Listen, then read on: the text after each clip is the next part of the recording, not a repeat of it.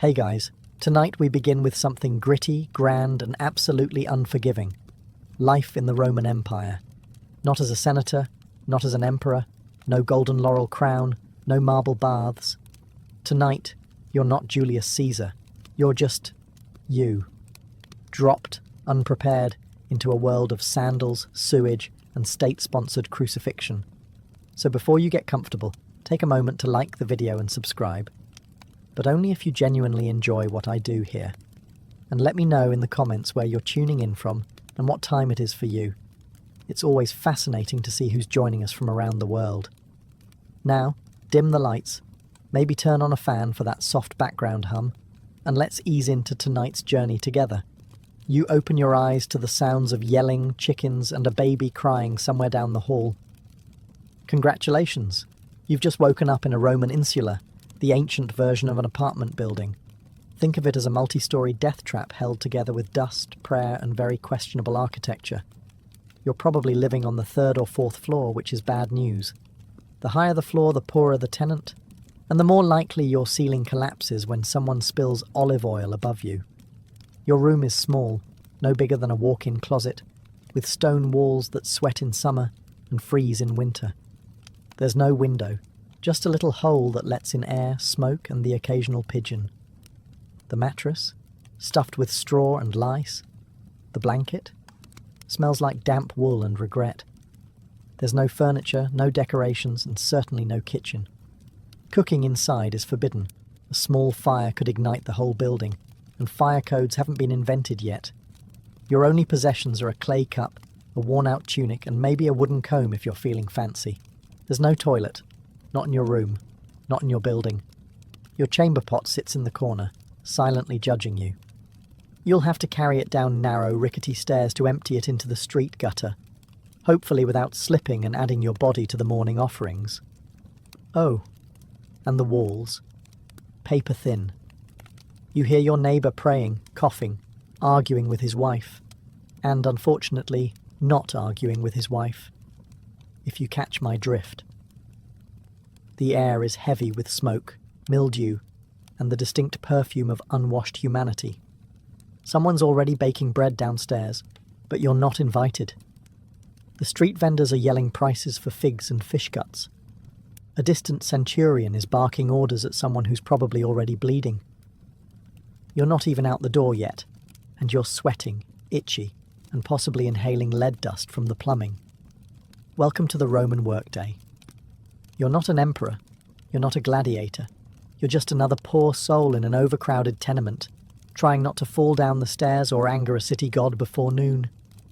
And you've still got 23 hours to go.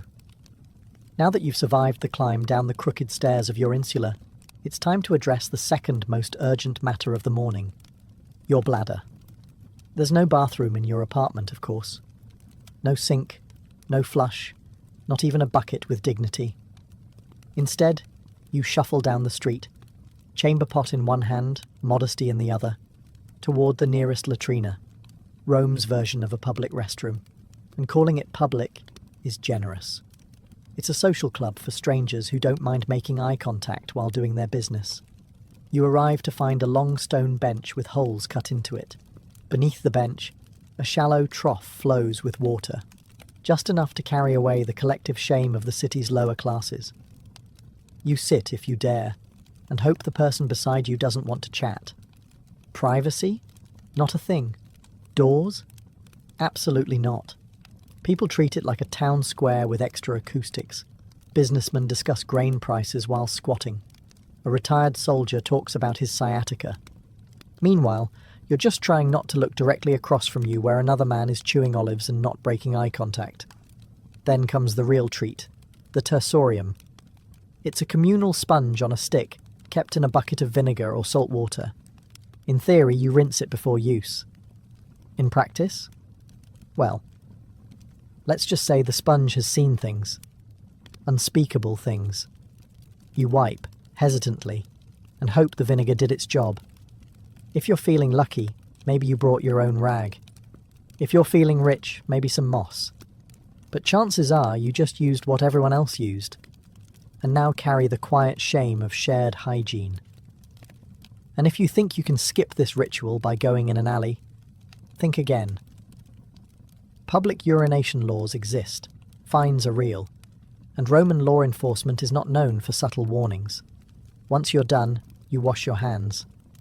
Wait, no you don't. There's no soap, no running water, just a rinse from the communal basin that's seen more fingers than a handshake competition. You leave the latrina feeling lighter and slightly more dead inside. But hey, that's Rome. And now it's time for breakfast, if you can call it that. So, you've done your morning business and managed not to fall into a gutter or get arrested. Impressive. Now it's time for breakfast, the most important meal of the day unless you're Roman, in which case it's more of a polite formality before work and misery. Welcome to the Irontaculum, a Roman morning feast that consists of precisely two things: stale bread and watered down wine. Sometimes there's cheese, sometimes there's olives, but mostly there's just disappointment. Forget about coffee. The Romans didn't have it. No eggs, no bacon, no pancakes, and certainly no oat milk lattes. Breakfast is not meant to be satisfying. It's meant to not kill you. Your bread is likely panis rusticus, a rough, chewy lump of grain and grit baked yesterday or the day before. It's dense enough to qualify as a weapon and textured like limestone. The wine is diluted, because even they knew that being drunk before sunrise in ancient Rome was a bad idea, unless you were a senator. There's no kitchen in your apartment, so you eat this meal standing in the street or squatting beside a fountain, alongside other equally unenthused citizens gnawing on bread like flavourless tree bark. If you've got a bit of oil or a smear of garum, Rome's famously salty fermented fish sauce, then congratulations, you've added aromatic horror to your already bleak meal. If you're wealthy, maybe you get fruit or honey. But you're not. You're a normal Roman citizen, just rich enough to not be enslaved and just poor enough to envy your neighbour's broken jug of goat milk. Sometimes vendors walk by selling hot chickpea fritters or honeyed pastries, and for a moment you feel hope. But you remember your coin pouch is emptier than a gladiator's sympathy, so you bite your bread and pretend it's cake. And this is how the day starts, with carbs, mild dehydration, and a growing realization that you're about to walk 7 miles on Roman sandals with nothing but stale crumbs in your stomach and a buzz from last night's leftover wine. It doesn't get better, because now it's time to go to work. After your hearty breakfast of bread and mild despair, it's time to face the Roman workday.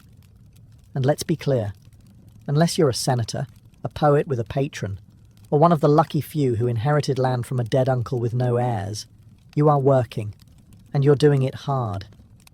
You might be a labourer, porter, potter, bricklayer, street cleaner, or if your luck's truly sour, a sewer worker. Rome needs a lot of things: roads, aqueducts, temples, baths. And someone has to build them. That someone, you, with your bare hands, under the sun, wearing sandals that provide all the arch support of a soggy leaf. The Roman workday starts early, very early. The sun is barely up, but the foreman already is, yelling in Latin and waving a stick. If you're late, you're docked a day's pay or worse, beaten, shamed or fired, which in Roman terms means you starve with honour. Your tools are basic. You dig with a shovel made of splinters and prayer, carry bricks on your back, and haul water from a cistern that smells like old socks and ambition. There are no gloves, no helmets, just sweat, dust, and the constant awareness that one slip might crush your spine and your career simultaneously. And if you're a craftsman, good luck. You're competing with hundreds of others selling the same clay pots, sandals, or cheap tunics. Underpricing is common, and quality doesn't matter if a richer citizen decides he doesn't like your face. Even more elevated jobs, like messenger, accountant, or teacher, aren't glamorous. You're either running through Rome's chaotic streets with scrolls under your arm, writing numbers for someone who will forget your name, or trying to teach Latin to a group of senators' children who already think they're gods. Women? They're working too, spinning, weaving, selling vegetables, or managing stalls in the markets, plus raising children, plus managing the household, plus not dying during childbirth, multitasking before it was cool. And after all this, you get a short break for lunch. Maybe. If your supervisor isn't in a bad mood or trying to impress a visiting prefect. So yes, you work, or you die trying. Rome may be eternal, but your back won't be, so you've made it through the morning without fainting or being flogged. Now it's time to navigate the ancient Roman street, a chaotic, crowded gauntlet designed by someone who clearly hated personal space and public health. Picture it. The sun's high, the city's buzzing, and the street is alive. Not in a poetic way, in a literal way. Rats, flies, stray dogs, livestock, beggars, merchants yelling in 6 languages, children running wild, thieves pretending to help old ladies while pocketing your coin purse. It's like Times Square, if Times Square had no plumbing and everyone was carrying a goat. Let's talk infrastructure. Roman roads were engineering marvels, perfectly straight, masterfully paved, and usually overflowing with a blend of urine, spilled wine, vomit, animal waste, and the remains of last night's garum sauce. The middle of the street functions as an open sewer. Step off the raised footpath without looking, and congratulations. You've just baptized your sandal in the holy waters of human misery. Wagons clatter by with no speed limits, no crosswalks, and zero chill. They don't stop for pedestrians. In fact, Roman law actually banned heavy cart traffic during the day in the city, which means drivers race through at night, in the dark, without brakes, like charioteers on a deadline. If you're not crushed by wheels, you'll be bumped by elbows, baskets, or an angry fishmonger shouting about spoiled eels. Then there's the air, thick with smoke from cooking fires, incense from temples, the scent of public latrines wafting on the breeze. Oh, and dead animals. Sometimes people just leave them there. If a dog drops in the forum, someone might just toss a cloth over it and walk away. And don't forget public spectacles, spontaneous brawls, impromptu protests, or a politician's parade that blocks traffic for hours, while trumpet players blast off-key fanfare in your face. So yes, the Roman street is alive, and out to get you. Slip on a fig, get hit with a runaway cart, or accidentally offend a patrician's pet monkey, and your day could end faster than Caesar on the Ides of March. And you were just trying to go buy lentils. You're sweaty, dusty, and desperately craving a splash of something cold. The good news? You live in Rome, a city renowned for its aqueducts, those magnificent engineering marvels that carry fresh water from the hills straight into the heart of the empire. The bad news? That water doesn't care about you. Unless you're wealthy enough to live in a domus with your own private fountain, you're sharing water with thousands of your closest coughing, sneezing, not washing their hands neighbours. Your options are the public fountains, where everyone fills their jars, washes their feet, and occasionally dunks a child for fun or hygiene. And by hygiene, we mean a wet version of hope. If you want to wash up, your best option is the thermae, the Roman public baths. They're everywhere, and everyone uses them. Sounds civilized, right? But here's the thing. The water cycles through multiple pools with no soap, no chlorine, and very little shame. You'll be sitting in a tepid bath with a dozen other men, none of whom believe in modesty. Conversations are loud, political, and occasionally naked. A man might try to sell you socks, while another cleans his ears with a stick. And the water, it's been through everyone. If you were hoping to feel clean, think again. You're marinating in bacteria with a hint of eucalyptus. Also, fun fact, the plumbing system often uses lead pipes. Yes, lead. Romans were obsessed with engineering, but not chemistry. Over time, that convenient indoor plumbing could cause all kinds of delightful side effects like anemia, gout, infertility, and, if you're truly lucky, madness. Want to drink something safer? Wine. Seriously, water is viewed with suspicion, especially in the poorer districts where contamination from latrines and street runoff is common. So wine is diluted and consumed throughout the day by men, women, and children alike. Because what better way to survive a crumbling empire than with a gentle buzz? So yes, Rome brought water into the city before most of the world knew what a pipe was. But for the average citizen, it's a gamble every time you drink, bathe, or rinse your toes. Enjoy your aqueducts. Just don't trust them. Welcome to the Roman Empire, where pain isn't just a possibility, it's the background music of your entire life. You stub your toe, no ice, no painkillers. You grit your teeth and keep going until it either heals wrong or falls off. Break a bone? You wrap it in a dirty rag and try not to breathe too hard. Get a splinter? Good luck.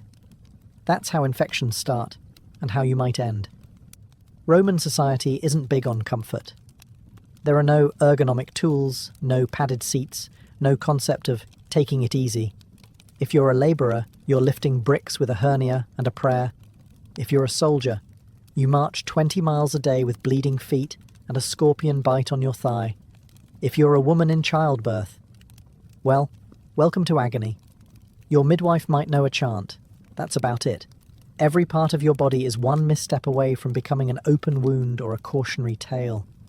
And unless you live near a temple with a very dedicated priest, your best option is homemade ointments, herbal smoke, or simply ignoring the problem until it resolves itself, or you get resolved into a grave.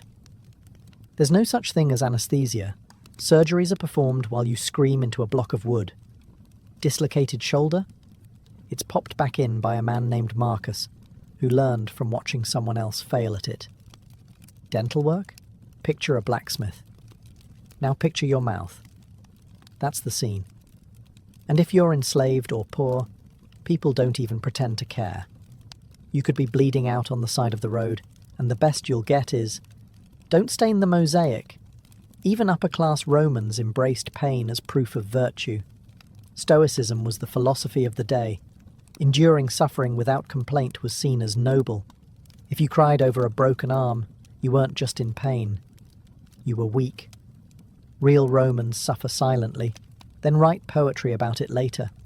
So yes, pain is always on the table, and it usually comes without warning, without remedy, and definitely without sympathy. On that cheerful note, let's take a look at what happens when you actually go see a Roman doctor. So, you've hurt yourself. Maybe it was the infected blister from yesterday's work, or maybe you tried to shave with a bronze blade and now your chin looks like a gladiator training ground. Either way, it's time to seek medical attention, which, in ancient Rome, is less about healing and more about surviving the attempt. Let's begin with the basics. Roman medicine is a chaotic mix of Greek theory, mystical guesswork, and a surprising amount of leaves. The core belief? The body is ruled by 4 humours: blood, phlegm, yellow bile, and black bile. Feeling off? One of them is out of balance. The solution? Drain something.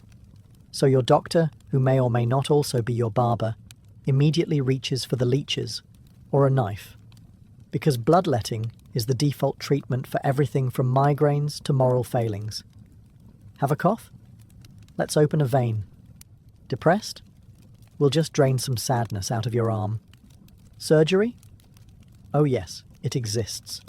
Roman surgeons had scalpels, forceps, and even bone drills. What they didn't have were anesthetics. You stay conscious through the whole procedure, gripping the edge of a wooden table while a man in a dirty toga digs into your flesh with the confidence of someone who once saw a scroll about it. Antiseptics. Not really a thing. They might wash wounds with wine or vinegar, which does help, but also burns like divine punishment. Infection is a common side effect. So is death. Prescriptions vary wildly. You might be given honey, garlic, crushed beetles, or a poultice made of herbs, ash, and very specific types of animal dung. If things get worse, you're advised to sleep in a temple, pray to Asclepius, and hope divine dreams will deliver your cure. And if none of it works, well, your doctor shrugs, your family lights a candle, and your neighbours start whispering about what kind of omen your death might be. It's not that Romans didn't care about health. They just hadn't quite figured out what helped and what murdered you more efficiently. So next time you sneeze, Be grateful for modern antibiotics, and that you don't live in a world where healing often starts with blood loss. After a long day of sweating, bleeding, and dodging carts, you're starving. Time for dinner, or as the Romans called it, cena. Just don't expect anything remotely comforting. Let's start with what's not on the table. No pizza, no pasta, no tomatoes, no potatoes, no chocolate, no sugar, and absolutely no coffee. None of those things had been discovered or imported yet. This isn't Italian cuisine. This is pre-Italy edible survival. You sit down to a wooden bowl of something brown and vaguely hot. It's probably pulse, a porridge made of spelt, beans, or lentils. It tastes like wet gravel with a hint of herb. If you're lucky. If you're not lucky, it tastes like wet gravel without the herb. Protein is rare unless you caught it, trapped it, or fished it yourself. Meat is expensive, and even when you do get some, it's often off.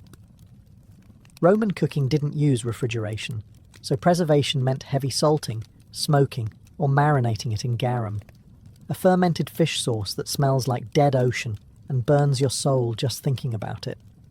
If you're feeling festive, there might be boiled vegetables, hard cheese, or the occasional fig.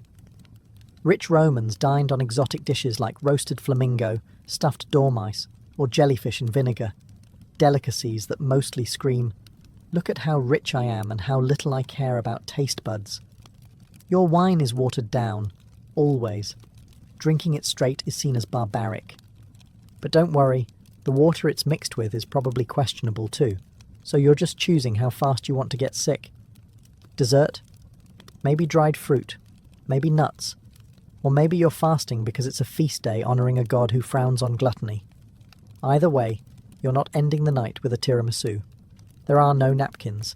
You wipe your hands on a cloth shared with 10 other people, or just use your tunic and pretend it's clean. By the end of the meal, your stomach is full but uneasy, and your breath smells like garlic, wine, and slight despair. But at least you're fed. Now all you have to do is survive the Roman nightlife, and trust me, that's not a relaxing stroll. After a long day of grime, toil, and fish sauce, you might be hoping for a little leisure, something to take your mind off your crumbling apartment and the open sewer outside. Well, good news. You're in Rome, where entertainment is everywhere. Bad news? Most of it is horrifying. Let's start with the main event. The Colosseum, the crown jewel of Roman engineering, and the place where your soul quietly dies. This is where crowds gather to watch men stab each other for sport, wild animals devour criminals, and sometimes, if the emperor is feeling dramatic, reenact full naval battles with real water and real drowning. It's free to attend, which sounds generous until you realise it's free because the state wants you distracted while the Senate raises taxes and quietly annexes Armenia. You sit packed between sweaty strangers, cheering as a gladiator loses a limb. There's blood, sand, and occasional public executions with extra flair. You're clapping. You're not sure why. Feeling a little sensitive? Prefer theatre? Head to the amphitheatre for a Roman play. Maybe a tragedy written in Latin you barely understand, or a farce so bawdy the punchline involves someone pretending to defile Jupiter with a sausage. Subtlety is not the Roman strong suit. If you're feeling sporty, try the Circus Maximus. Chariot races are fast, thrilling, and regularly fatal. There are no guardrails, no helmets, and lots of shouting. Crashes are inevitable and spectacular, and the crowd loves it. They're here for the violence and the betting. Don't cheer for the wrong team unless you're ready to fight your way home. And then there's the street entertainment, fire breathers, acrobats, musicians, con artists, and the occasional philosophical rant from a barefoot man with nothing to lose. If you don't like the show, wait 5 minutes. Something else, or someone else, will start yelling. But behind all of it, there's a strange, brilliant madness. Rome didn't just distract its people. It dazzled them into forgetting how brutal daily life was. It weaponized spectacle. And if that doesn't numb you enough, there's always more wine. Now, let's take a walk through justice. Roman style. Spoiler. It's not comforting. You've survived work, dinner, and a gladiator getting impaled for applause. You might think you're safe now, that as long as you keep your head down, the law will protect you. Ah, that's adorable. In Rome, the law doesn't protect, it reminds. Reminds you that you're small, replaceable, and that mercy is a luxury reserved for statues of emperors. First off, legal status matters. If you're a citizen, you have rights, in theory. You can't be flogged in public unless someone important gets really annoyed and you get a proper trial.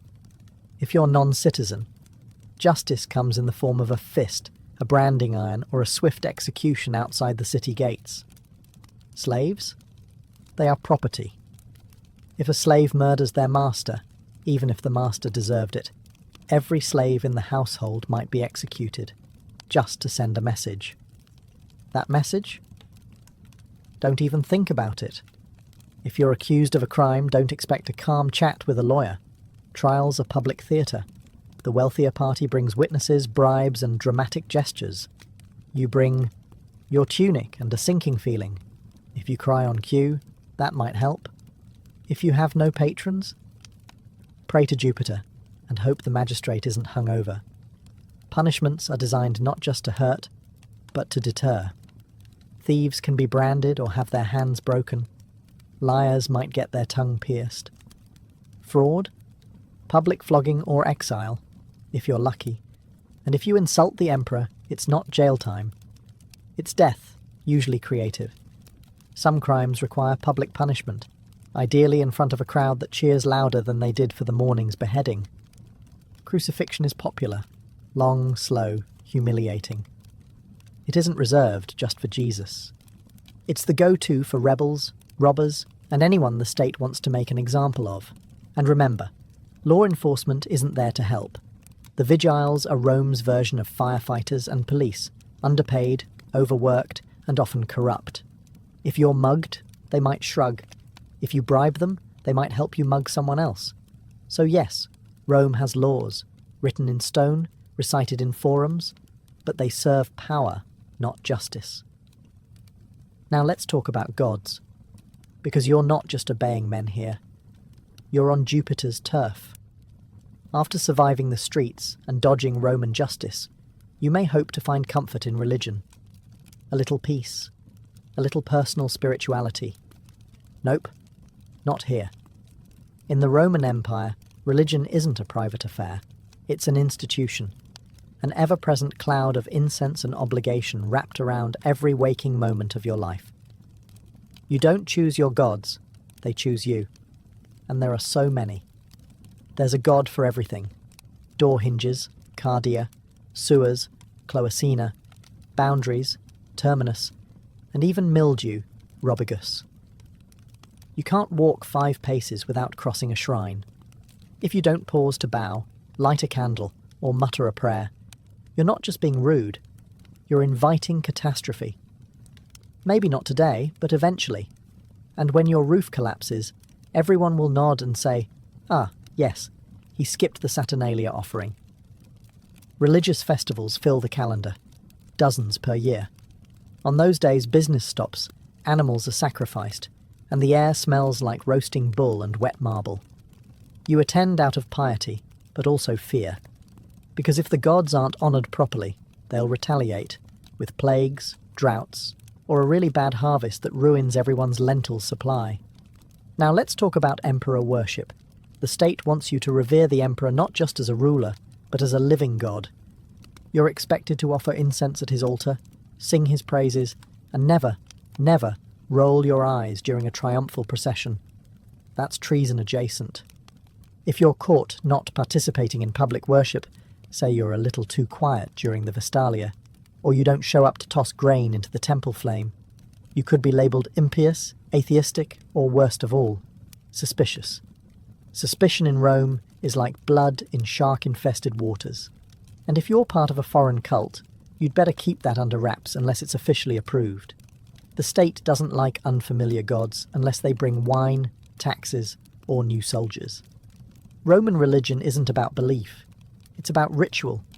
You don't have to feel it. You just have to do it. Correctly. On time. And in public.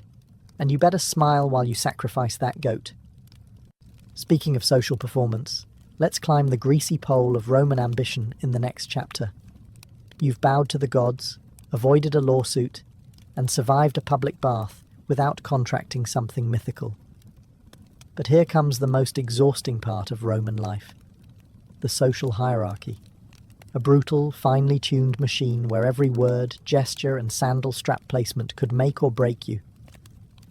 Roman society is a ladder, but it's covered in oil and lined with daggers.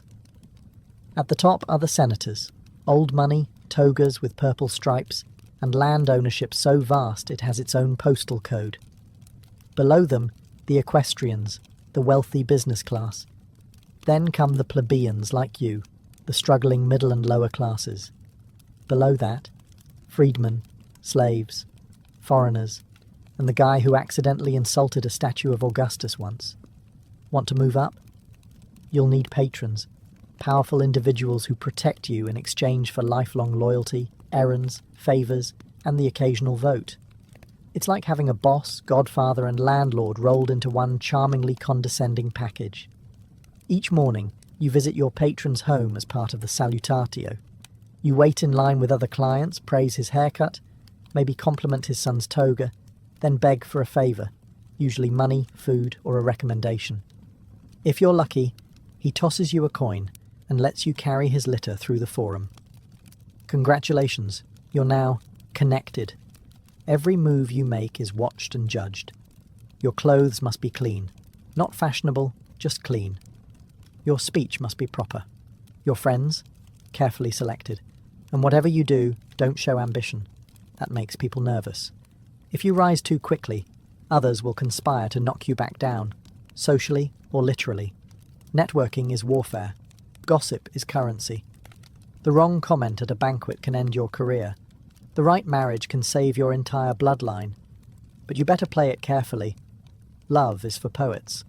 The rest of Rome marries for alliances and estate access. And even if you climb high, don't get too comfortable. One bad harvest, one missed ritual, one jealous rival, and it's all over. You won't even hear the dagger coming. Now, the sun is setting. Surely things calm down at night, right? Not in Rome. The sun dips below the rooftops of Rome, and for a fleeting moment you think, maybe now, finally, you can rest. But nightfall in the Roman Empire isn't a time for peace. It's a shift in tone, from noisy and chaotic to dark and downright lethal. First, let's talk about lighting. There isn't any. Unless you're rich enough to burn oil lamps all night, and few are, most people rely on moonlight, memory, and blind hope to find their way through the labyrinthine alleys of the city. If you trip and fall, no one's helping. They might just take your shoes. The vigiles, Rome's official night watchmen, are supposed to patrol the streets, prevent fires, and stop crimes. In practice, they're overworked, underpaid, and often more interested in napping than heroics. Some are brave, most are bribable, and all of them are outnumbered. Criminals know this. Thieves, muggers, and the occasional bored ex-gladiator roam the shadows, looking for easy marks. If you're walking home alone, you're the easy mark. It doesn't matter who you are. Unless you're armed, fast, or invisible, you're at risk.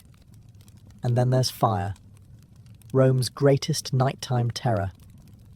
Insulae, those charming death trap apartments you sleep in, are made of wood and dreams. Cooking after dark is illegal for this reason, but laws mean little to a hungry tenant. A single overturned lamp can reduce an entire block to ash in hours. The Great Fire of 64 CE didn't start itself, but once it did, it raged like Mars in a bad mood. You might think your building is safe, until you smell smoke at midnight and realise there's no organised evacuation plan. You grab your one tunic, your chamber pot, and maybe your dignity, and sprint for your life down a collapsing staircase. And if it's not fire or thieves, it's noise.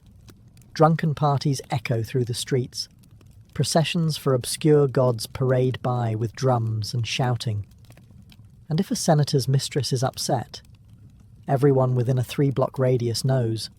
Sleep in ancient Rome is a luxury. Silence is a myth. And safety?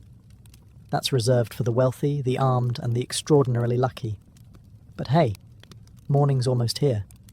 You just have to survive one more night. And then, repeat. The sun sets on Rome, and with it you might expect a moment of calm, a breeze, a quiet meal, maybe even sleep. Think again. Rome doesn't go silent at night. It simply shifts into something darker, louder, and more dangerous. The city never truly sleeps. It prowls. Let's start with fire.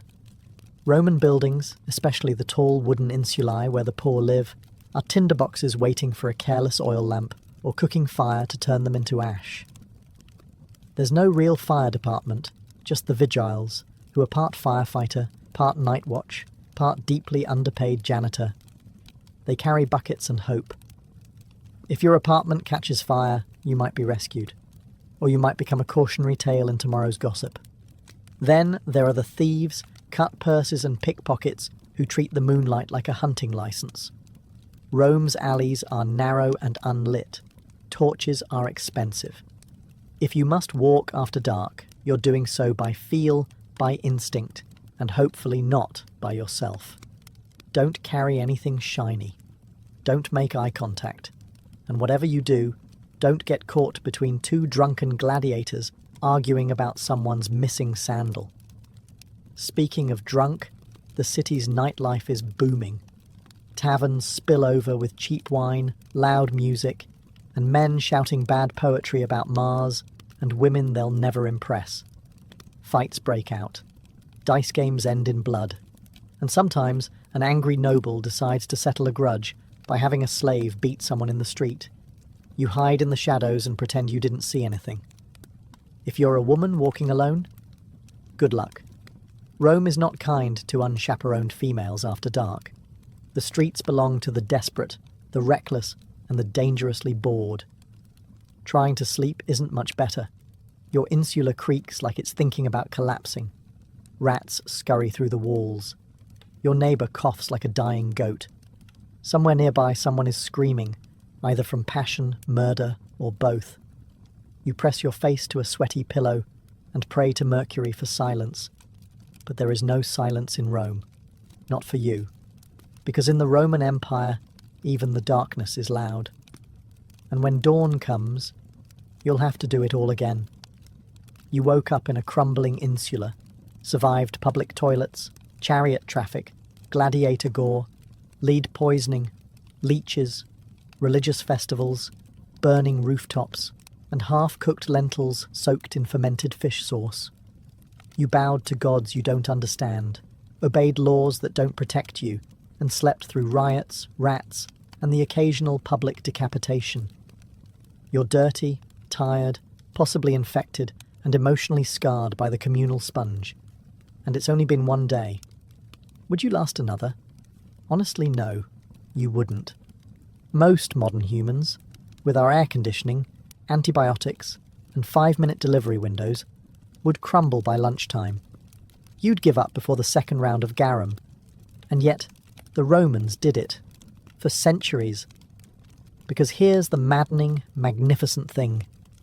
In the middle of all this filth, brutality, and noise, Rome worked. Somehow. They built cities, roads, aqueducts, libraries, temples, and amphitheatres. They expanded their empire across continents.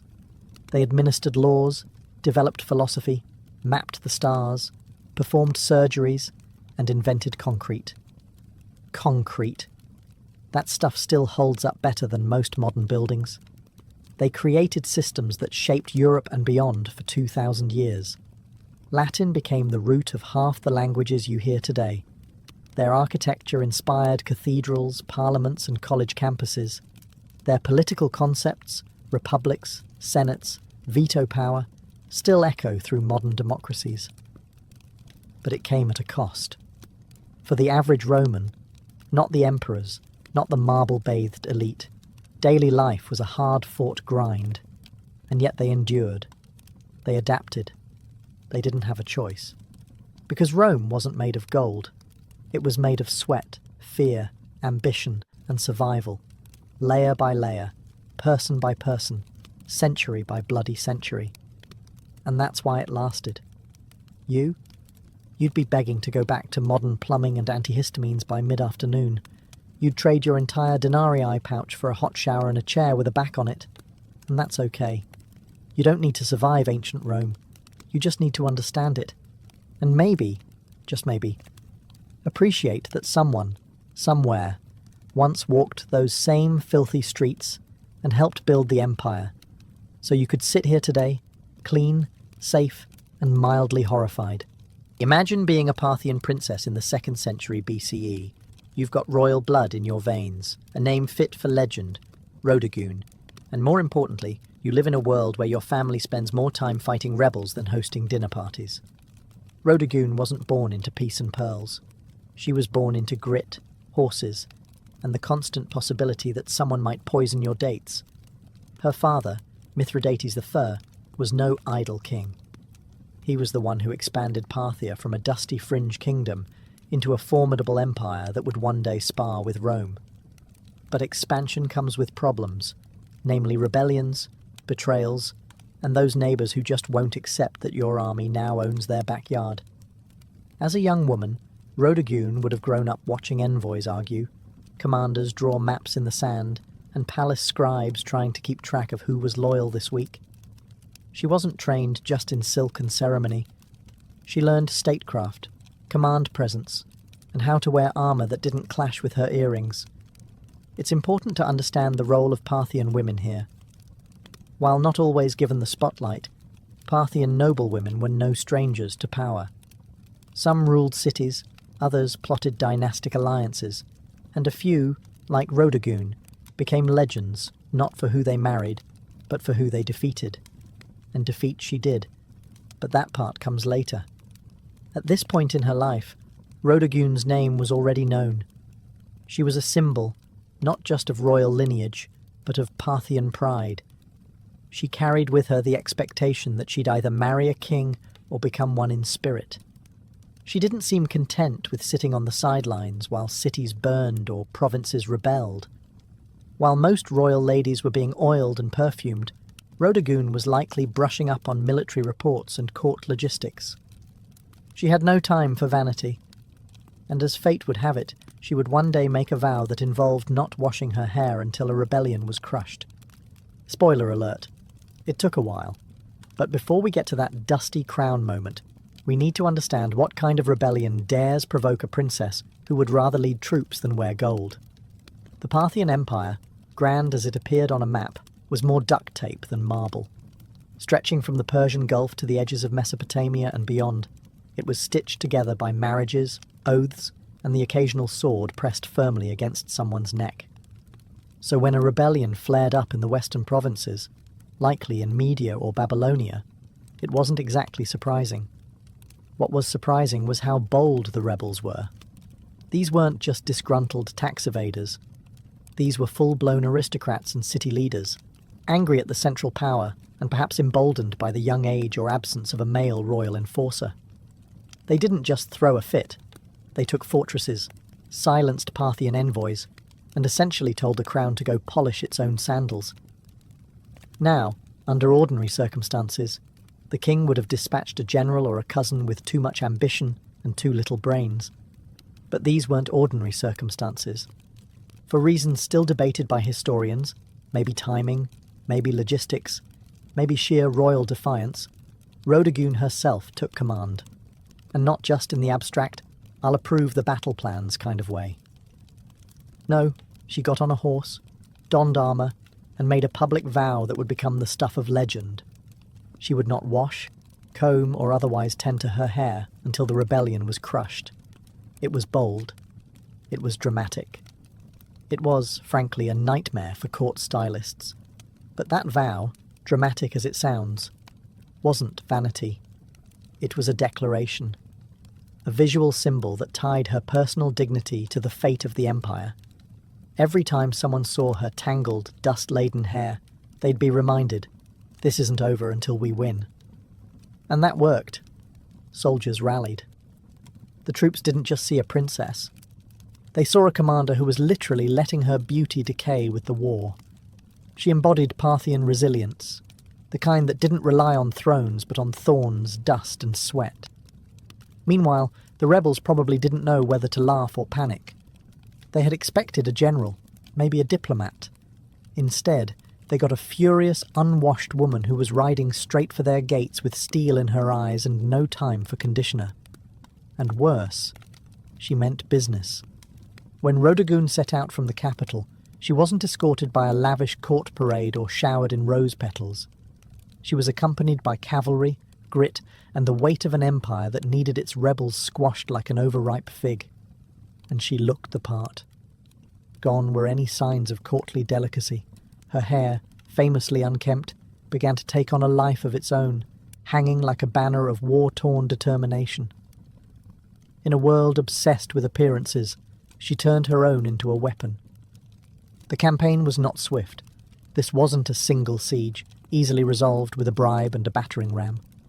The rebel cities were fortified and confident. They had expected hesitation from the central power, not a battle-hardened woman galloping through the dust with fire in her gaze. But Rhodogun didn't waver. Her military instincts were sharp, perhaps sharper than many of the men who had led before her. She employed classic Parthian strategies, mobility, feigned retreats, and hit-and-run raids. Her forces would appear at the edge of a rebel-held city, vanish like smoke, and return a day later from an unexpected flank. Reports suggest her soldiers admired her not just as a symbol, but as a tactician. She didn't ride behind the lines. She was up front, dirt under her nails and fury under her helmet. And as the weeks dragged on, so did her hair.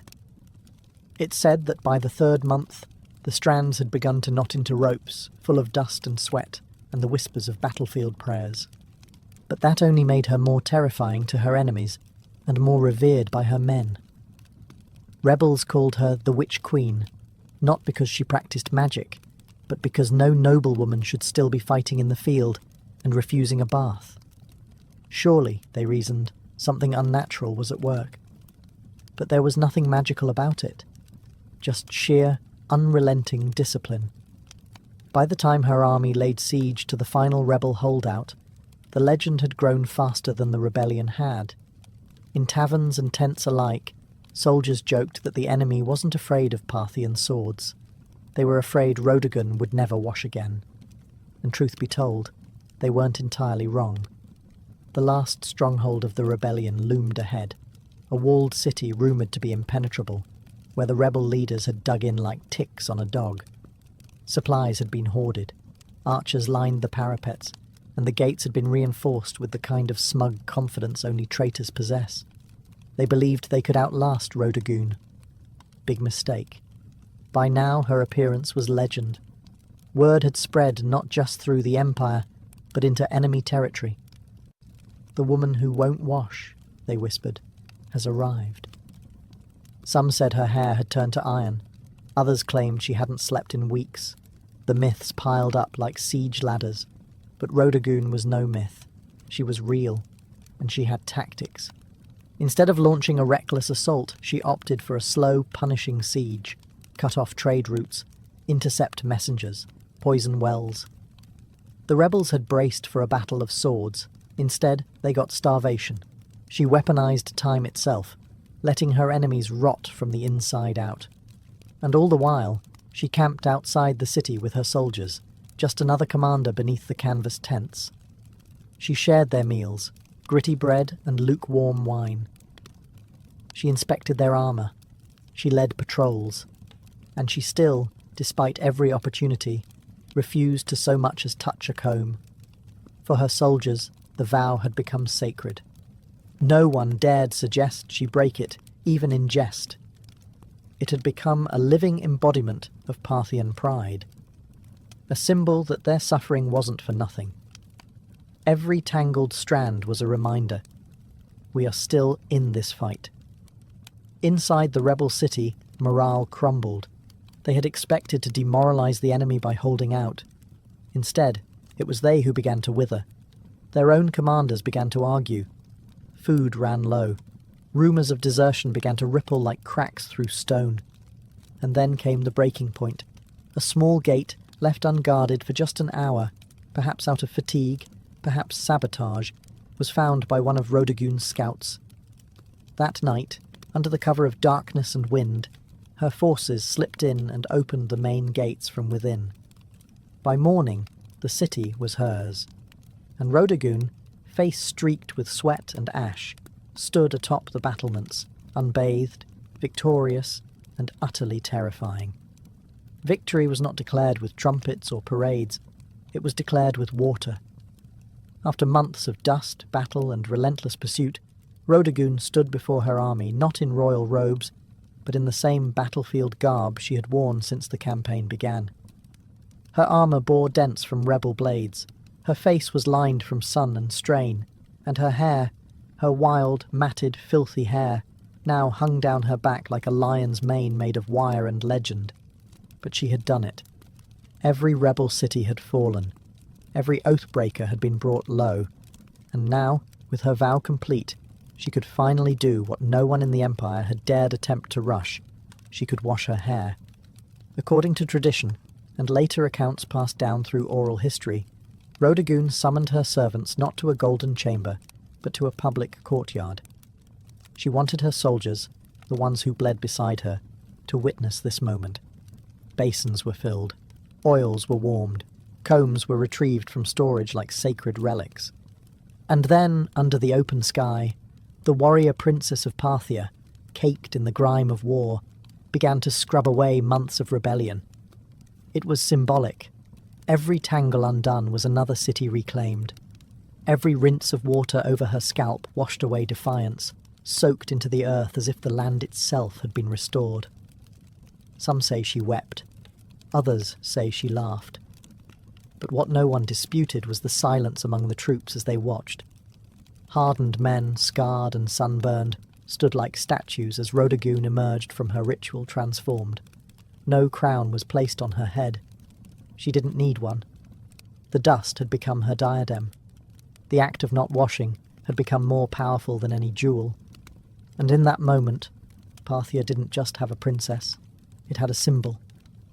She could have returned to court in triumph, let the scribes compose flattering odes, allowed nobles to fall over themselves in praise. But she didn't rush back to luxury. She stayed with her troops a while longer. She dined with them. She listened to them. She knew that her legend had just begun, but she didn't want it forged in gold. She wanted it forged in memory. After the hair-washing that became an event for the ages, Rodagun could have ridden straight to the capital with fanfare, banners, and enough propaganda to last a century. But she didn't.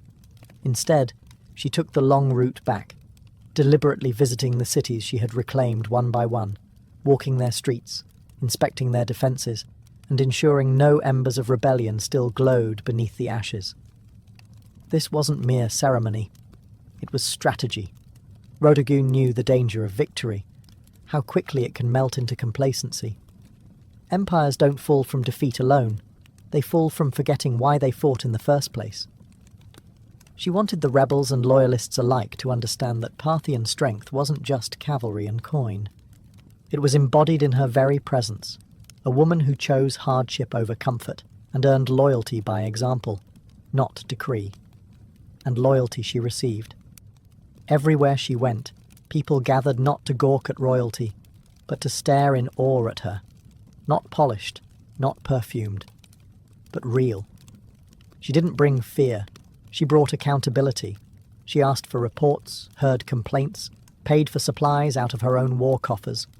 She rewarded cities that had stayed loyal and offered clemency, carefully, cautiously, to those who repented. By the time she reached the royal court, her return had already become a legend. Scribes rushed to record her tale. Artists argued over how to capture her, wild-haired and battle-worn or radiant and reborn. Ministers whispered about the implications. A woman commanding armies, keeping oaths, and now standing at the heart of Parthian power with the loyalty of half the provinces in her hand. And here was the dilemma. What do you do with a princess who is more popular than most kings? Some urged she be married off, as if that would contain her influence. Others wanted her placed in charge of border defences permanently. But Rhodogoon didn't seem concerned with titles or politics. She had proven what she needed to.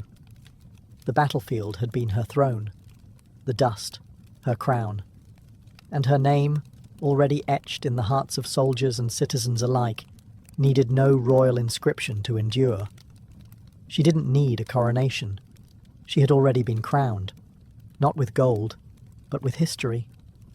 In the months following her campaign, Rhodogoon didn't seek the limelight, but it followed her anyway. She became a subject of poetry, sculpture, gossip, and awe, not because she demanded it, but because she had earned it. Every soldier who'd fought under her command returned with a tale, and every tale made her larger, more enduring, more untouchable. Yet in the palace halls of Parthia, where politics slithered like snakes behind silk curtains, her silence was unnerving. She didn't boast, she didn't lobby, she didn't ask for titles or lands. Instead, she observed, listened, and understood the real battlefield had only shifted from stone walls to whispered conversations. Even the king, her father or possibly her brother depending on the exact moment in the tangled Parthian dynastic timeline, had to tread carefully. Rhodogoon wasn't just popular. She was respected in a way few men at court could compete with. Not adored for beauty or bloodline, but for leadership, for command.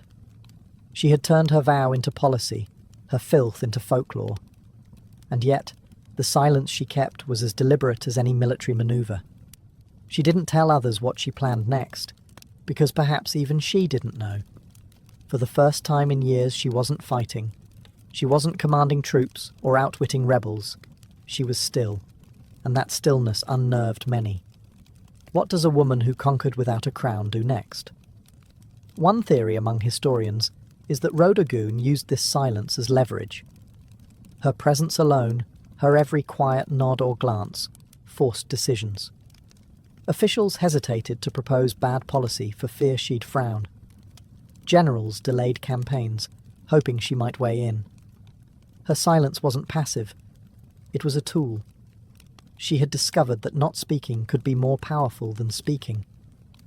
And so she remained, a living legend walking the palace corridors, her freshly washed hair braided not just in gold thread but in memory. Her very existence challenged the norms. She had proven that Parthian might wasn't confined to masculine hands.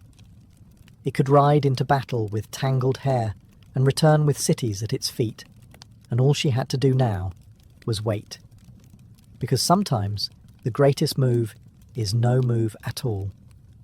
As the years passed, Rhodogoon's name slowly faded from the formal records. Parthian scribes, more eager to elevate kings and dynasties than unruly warrior princesses, began to downplay her campaign. The silence she once used as a weapon now became the excuse for erasure. No grand mausoleum was raised in her name. No epic poem commissioned by the state bore her face on golden scrolls. But that's the thing about true legend. It doesn't need permission to survive. In the outposts where her army had marched, in the villages she spared, her name remained a whispered spell. Mothers told stories of her to their daughters, not as a fairy tale, but as a warning to any man who underestimated a woman with a mission.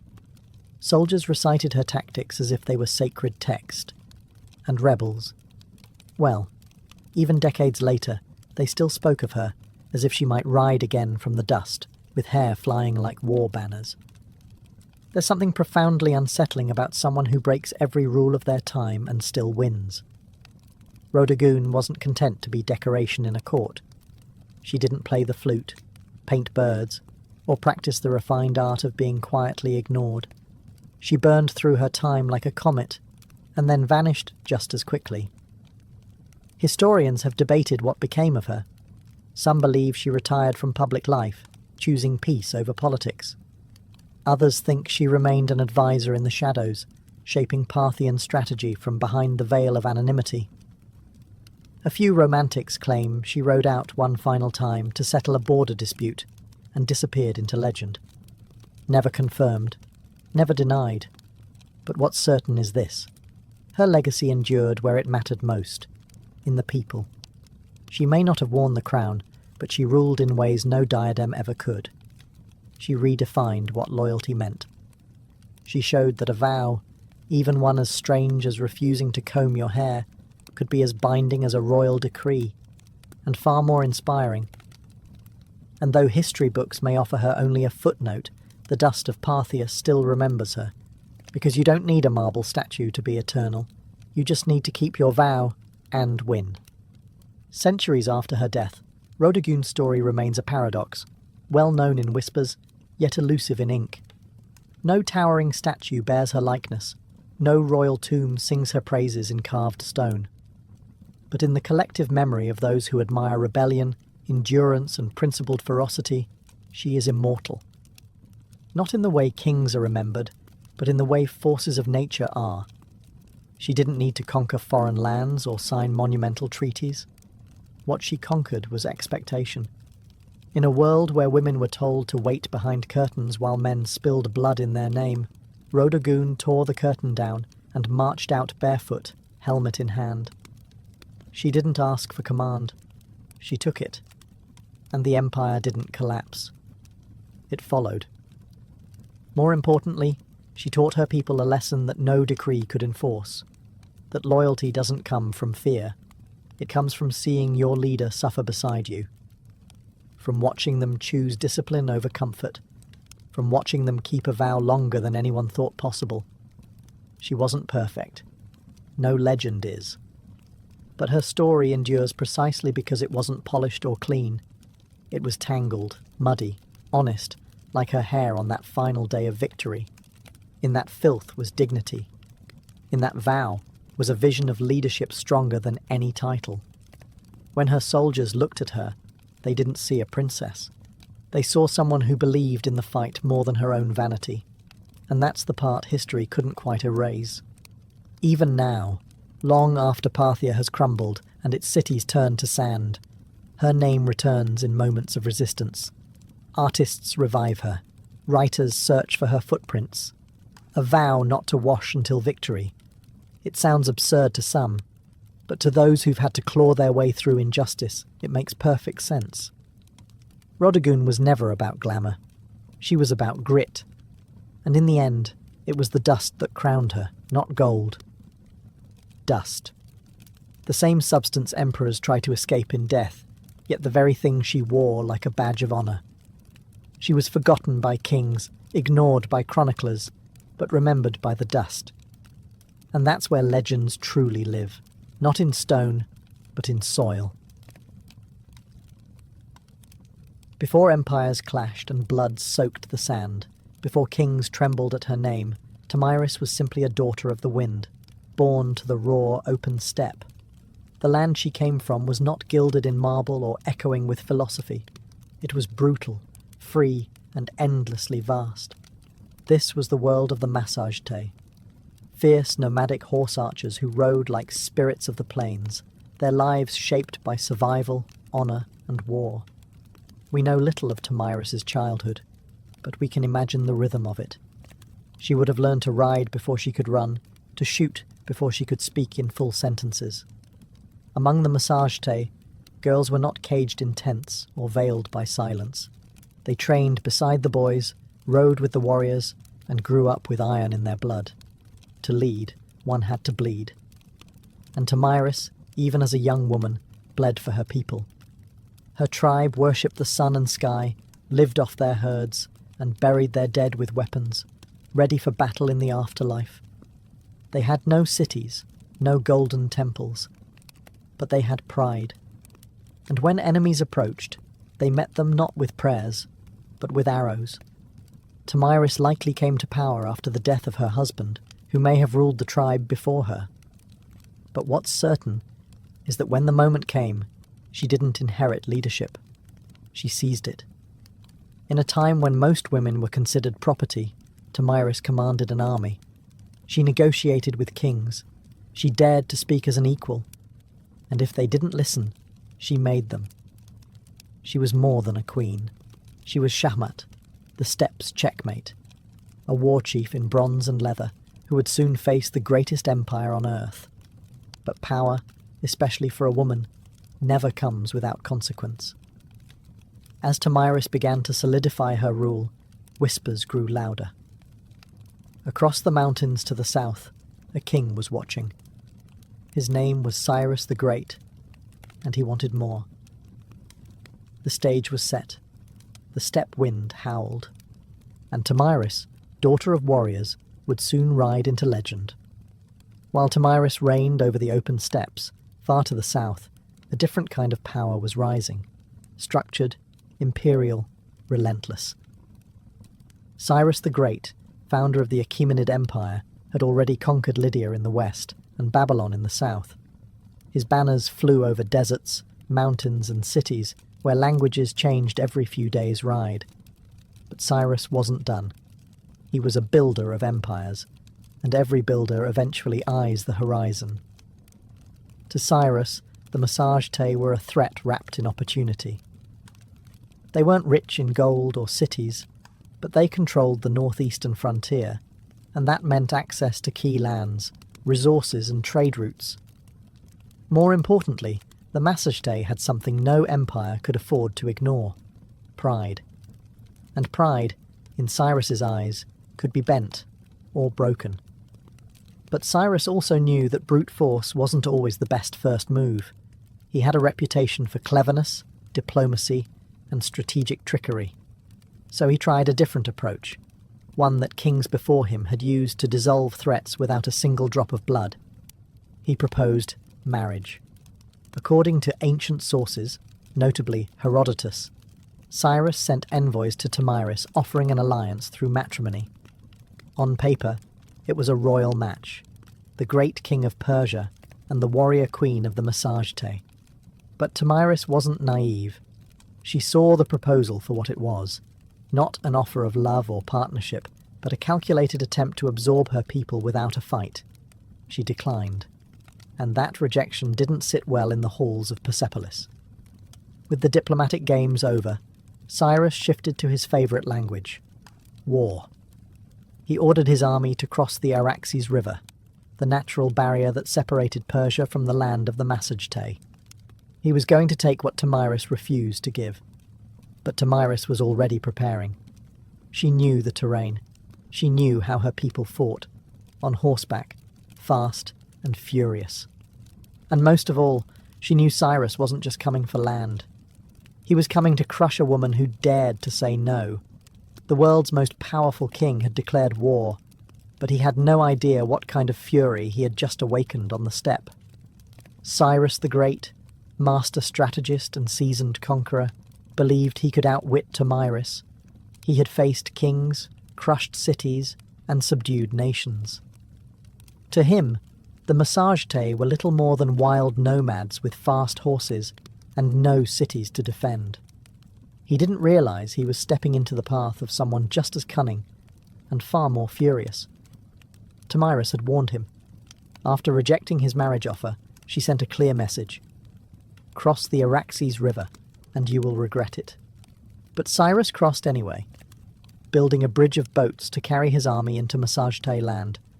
Instead of striking immediately, Tomyris pulled her forces back, luring Cyrus deeper into unfamiliar terrain. The Persians found an abandoned camp, well stocked with food, and more importantly, wine, a luxury the nomadic Massagetæ rarely indulged in. It was a baited trap, and Cyrus took it, perhaps thinking the enemy had panicked and fled. Inside the camp, he left a portion of his army under the command of General Harpagus, a trusted officer. As the Massagetæ returned under the cover of night, they fell upon the drunk and unsuspecting Persians with deadly precision. The battle was brutal and swift. Among the dead was Spargapaises, Tomyris' son and a Massagetæ commander. Accounts differ on what happened next. Some say Spargapaises was taken alive and, realizing his capture, begged for death and took his own life. Others claim he was killed in the fighting, but all agree. When news reached Tomyris, something inside her shattered, and then turned to steel. Her grief was volcanic, but her rage, that became legendary. She sent another message to Cyrus. This one wasn't a warning, it was a vow. "You may be a glutton for blood," she said, "but I swear, I will give you your fill." She promised to make the ground run red with Persian blood, and her vengeance would not be quiet. Cyrus had taken her son. He had violated her land. Now he would meet not the queen of the massage tey, but the mother of a slain warrior, and the last face he would ever see. The next battle would not be a skirmish. It would be an execution. The sun rose over the plains like a blade, sharp and blinding. Tomyris stood at the head of her army, no longer just a queen, but a storm given form.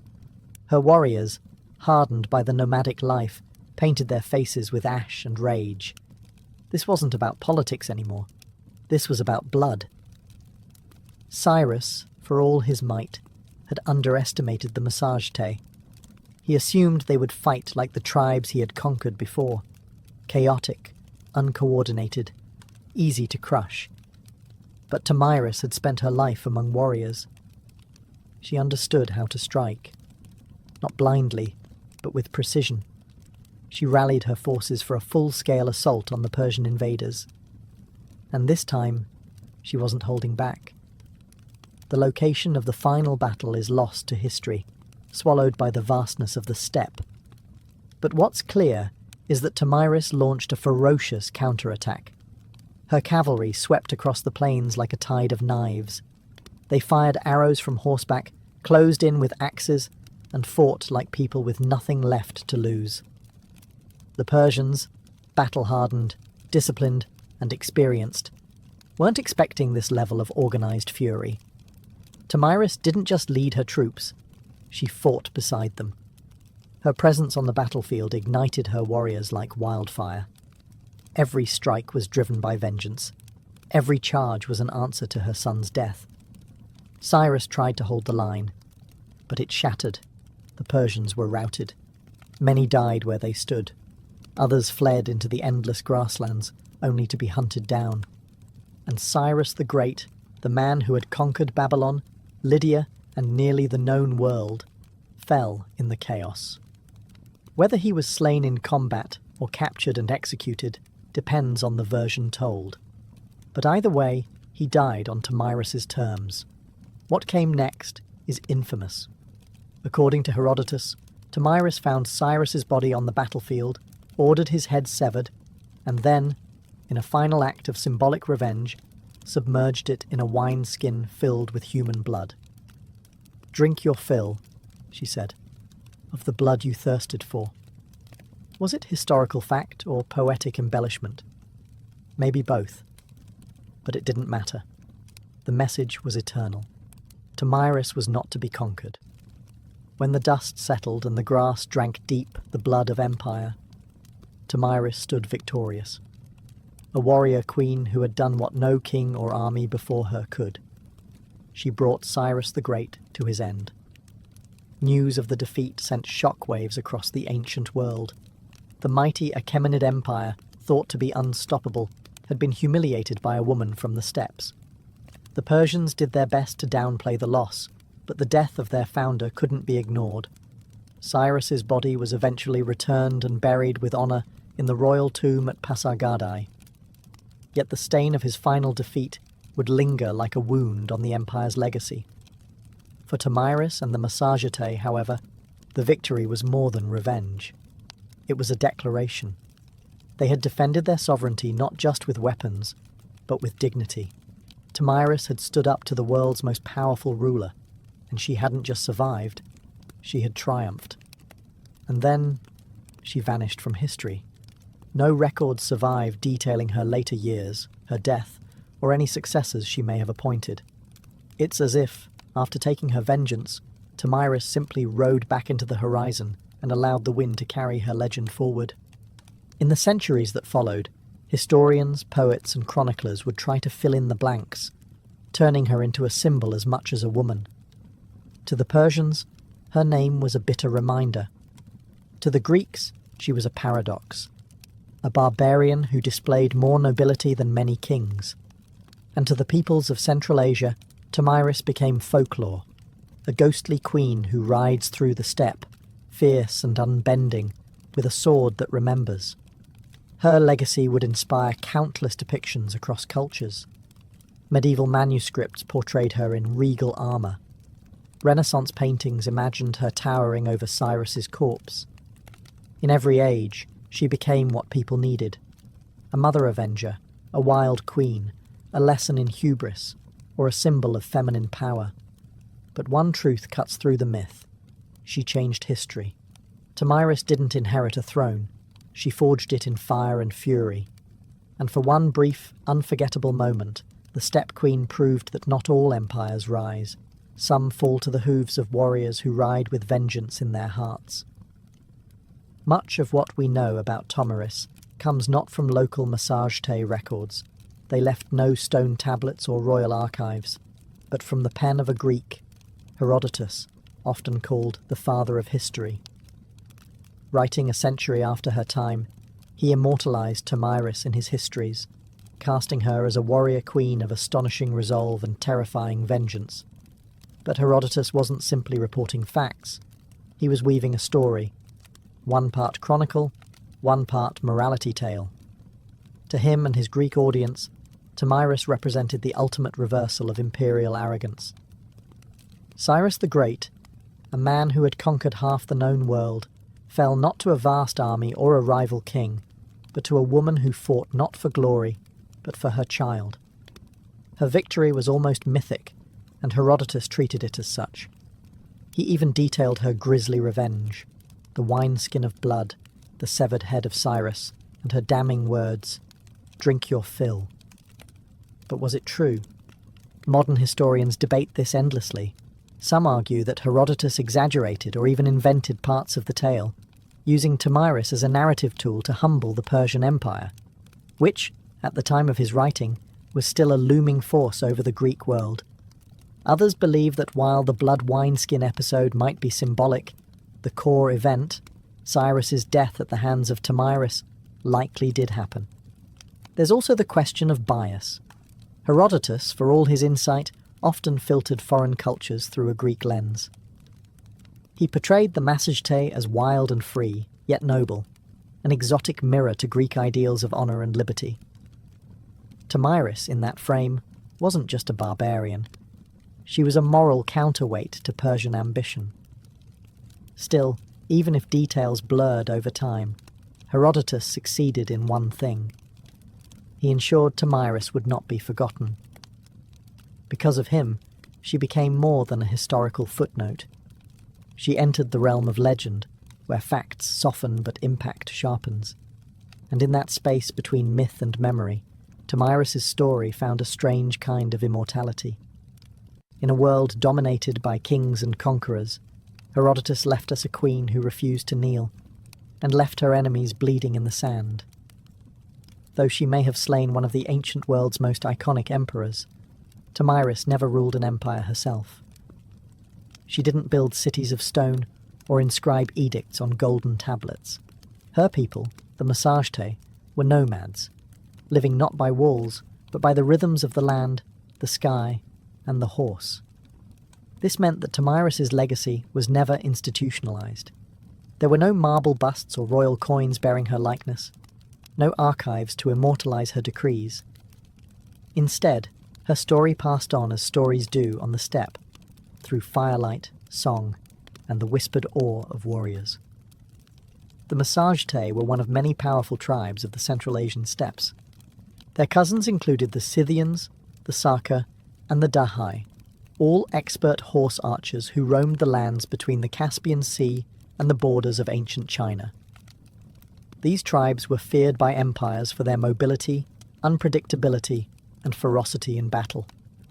Tomyris, as a female leader among them, was rare, but not entirely unique. Steppe culture, unlike many sedentary civilizations, allowed women far greater freedoms.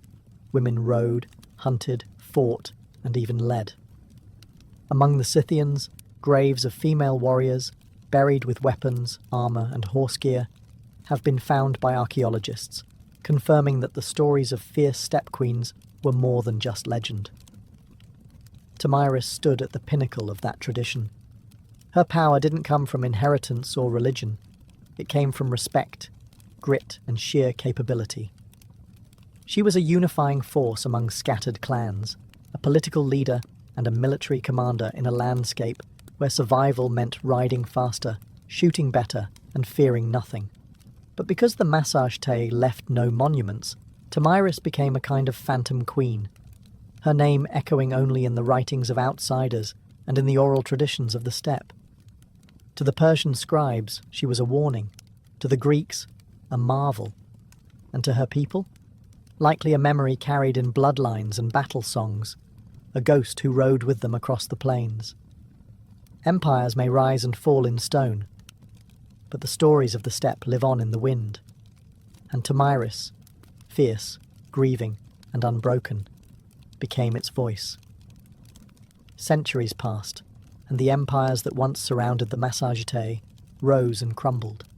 Cyrus's successors built Persepolis, fought Alexander the Great, and faded into the dusty footnotes of time. But Tomyris? Her legend endured, not in the palaces of kings, but in the hearts of those who refused to bow. Across Central Asia, she became more than a queen. She became a symbol of female strength, of resistance, of the untamed spirit of the steppe. In many ways, Tomyris embodied a kind of defiance that transcended geography. She was not Roman, not Greek, not Persian, and so her story belonged to no empire.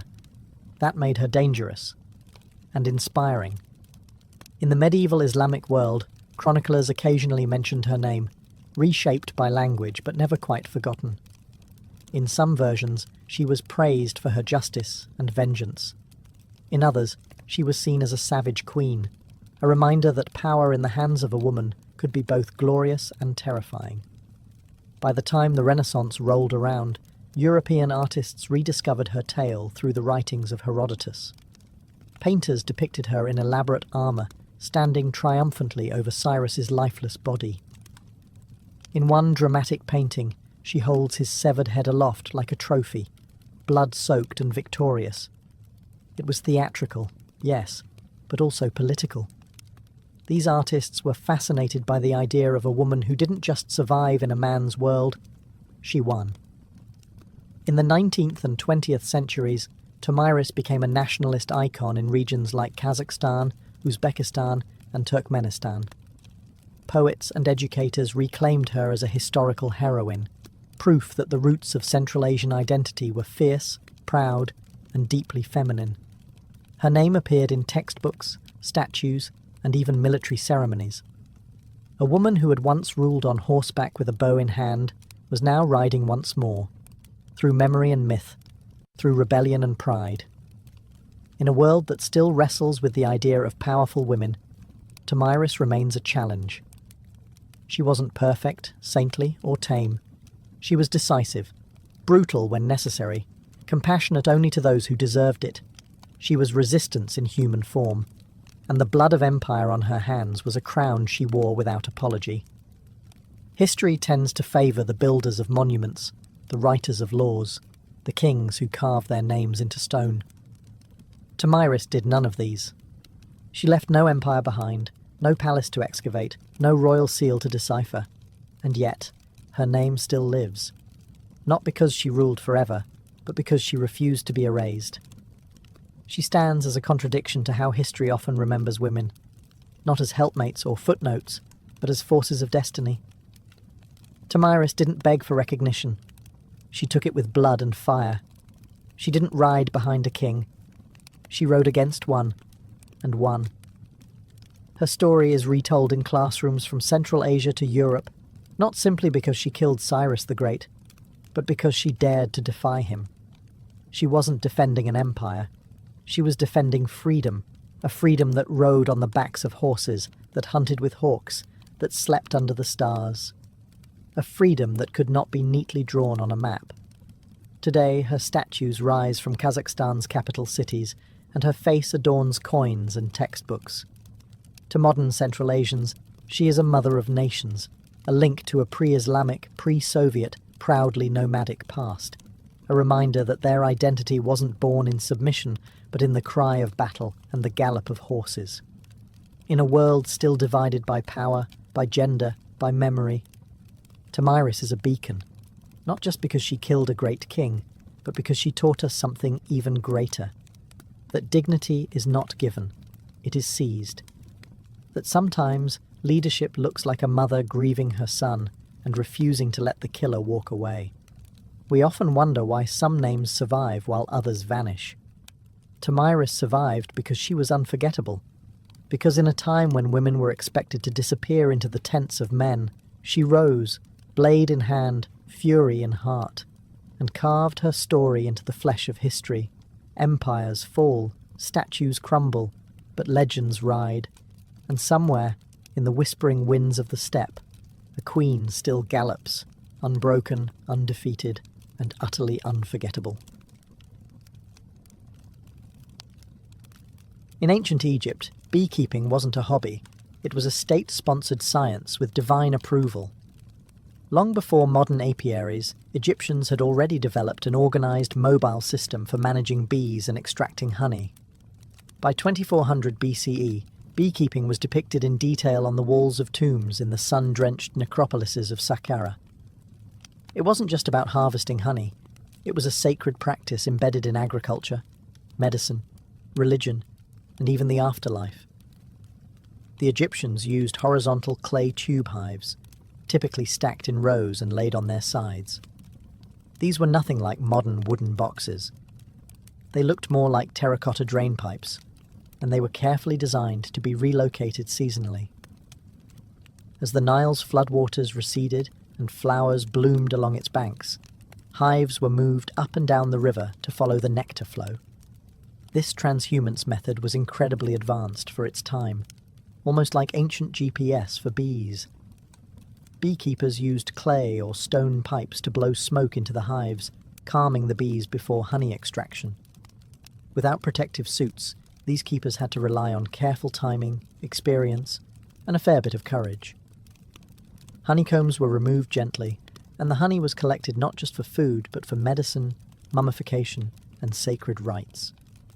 Honey was considered a gift from the gods, a divine substance associated with Ra, the sun god. According to Egyptian myth, bees were born from the tears of Ra as they fell to earth.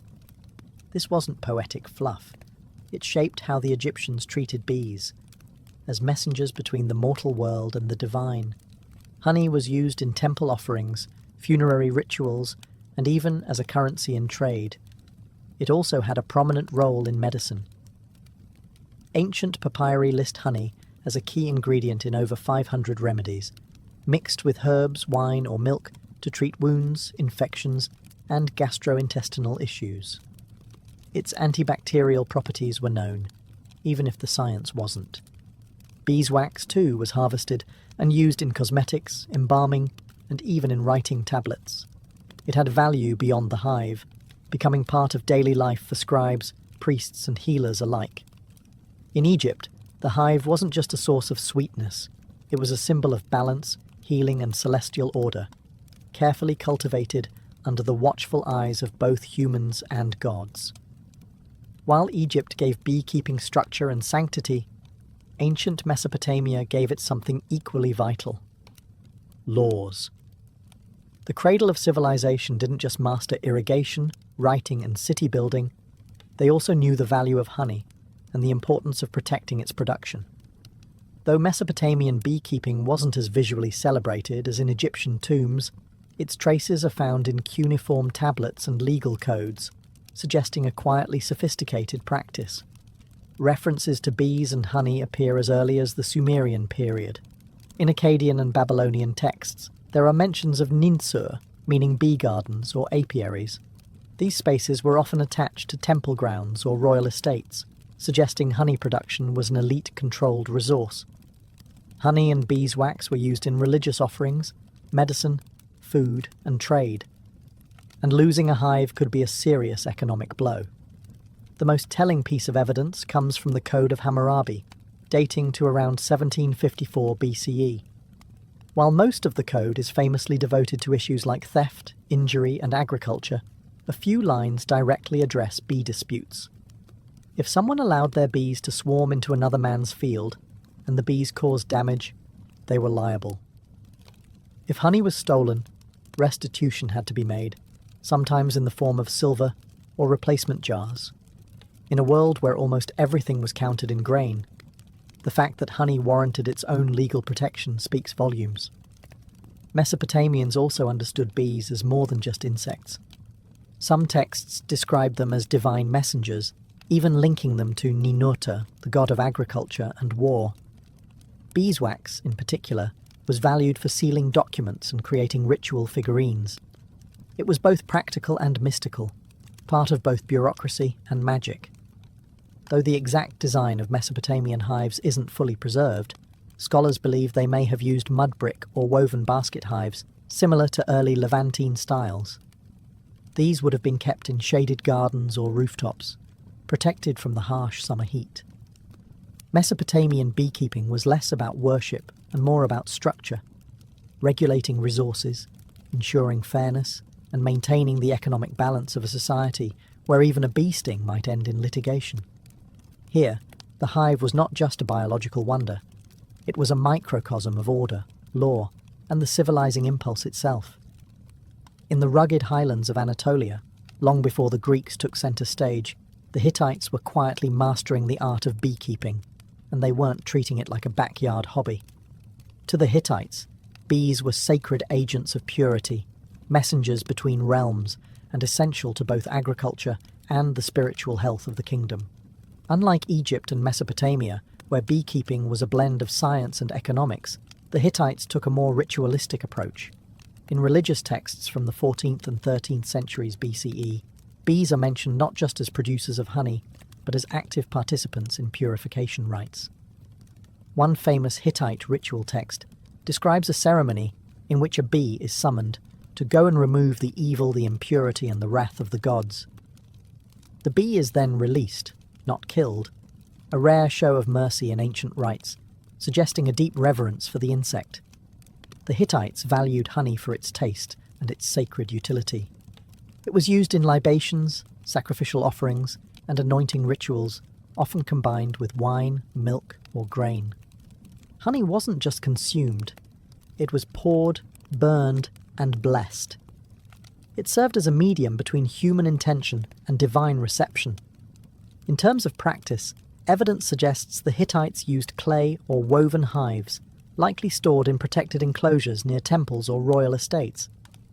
Though the archaeological record is sparse, parallels with neighbouring Levantine and Syrian traditions hint at portable tube-like hives, possibly made from straw and mud, stacked and managed much like those in Egypt. Beekeepers in the Hittite world likely operated under temple control, their work deeply embedded in seasonal festivals and state rituals. Honey was not a mere commodity. It was a tool of diplomacy, healing, and spiritual cleansing. The bee, small and unassuming, held symbolic weight that far exceeded its size. The Hittites also contributed a vital piece to the global understanding of bees. They recognized bee migration. Some surviving texts describe the seasonal behaviors of swarms, linking blooming patterns with honey flow, an insight that shows how closely they observed their environment. In Anatolia, the hum of the hive wasn't background noise. It was a sacred frequency, vibrating through the bones of gods and kings alike. The ancient Greeks didn't just study bees, they admired them, feared them, and modelled society on their mysterious order. To the Greeks, the hive was more than a place of honey. It was a living metaphor, a model for the ideal city-state, a symbol of divine order, and a source of endless scientific curiosity. Greek beekeepers advanced the science of apiculture with a blend of practical knowledge and philosophical flair. Unlike earlier civilizations that used stationary clay hives, the Greeks developed movable terracotta hives with removable lids and sections. These allowed easier access to the honeycomb without destroying the colony, an early step towards sustainable harvesting. They also mastered the art of smoke control. Using ceramic bellows and clay smokers, they would puff smoke into the hive entrance, sedating the bees before honey extraction. This innovation not only reduced stings, but also preserved the hive's structure, allowing for multiple harvests per season. One of the most influential minds in Greek history, Aristotle, studied bees in extraordinary detail. In his Historia Animalium, he described hive behaviour, noting that bees appeared to have distinct roles. Some gathered nectar, others defended the hive, and one, whom he called the king bee, seemed to lead.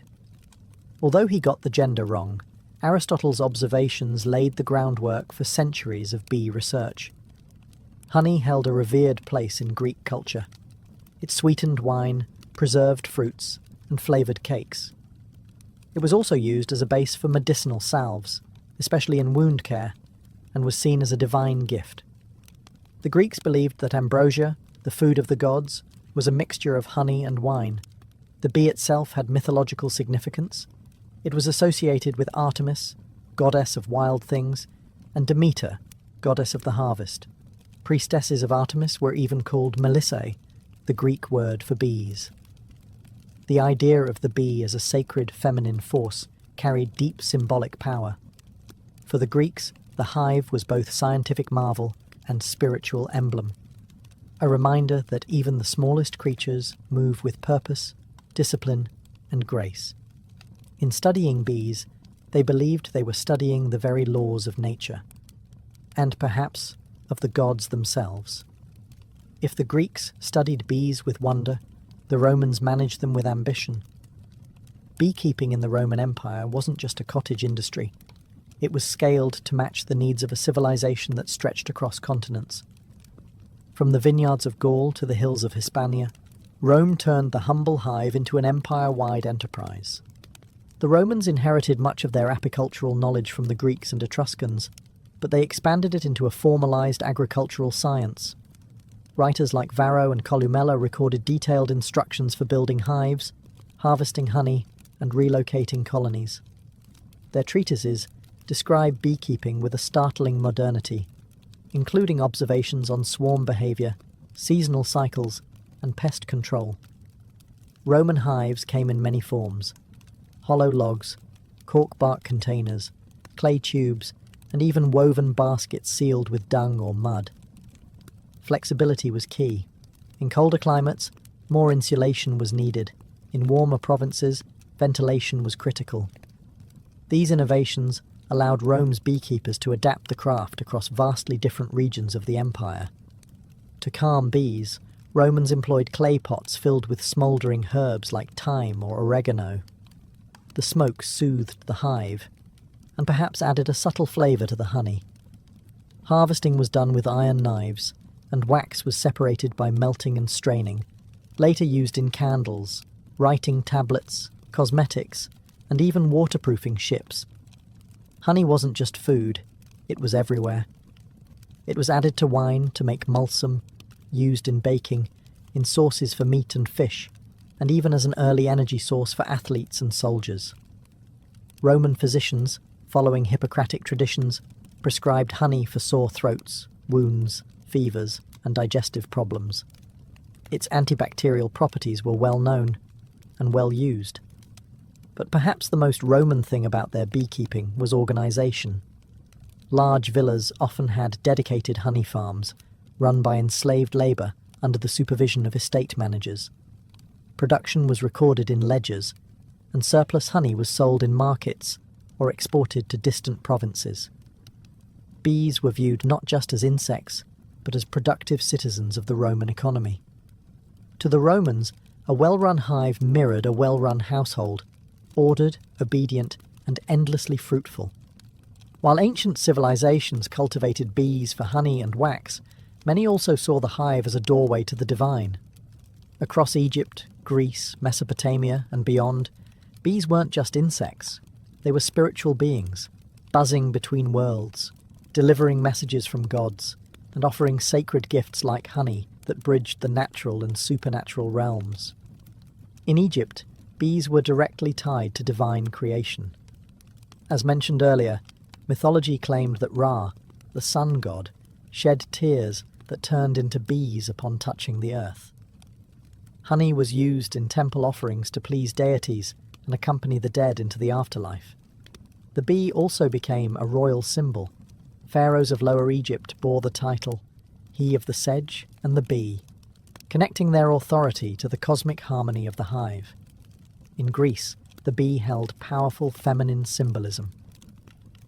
The priestesses of Demeter and Artemis, goddesses of fertility and wilderness, were called melissae, or bees. These women were considered channels between the divine and mortal realms. The Oracle of Delphi, one of the most important religious centres in the ancient world, was believed by some to have originally been presided over by bee priestesses. Even the famed Pythia, the Delphic prophetess, was sometimes called the Delphic bee.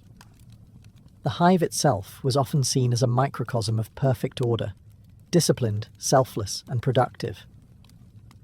Philosophers and mystics compared bee society to ideal human society: cooperative, industrious, and reverent. The Stoics admired bees for their instinctive sense of duty. Early Christians would later adopt the bee as a symbol of chastity and resurrection, noting how bees create but do not lust.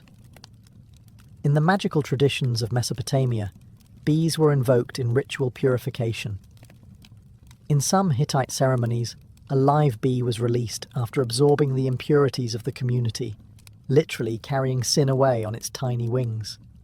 Honey and wax were burned in sacred fires, used in crafting protective amulets, and embedded in magical texts for blessings and healing. The bee was more than a metaphor. It was a bridge. A creature that lived in nature's hidden spaces, made golden food without killing, and stung only in defense.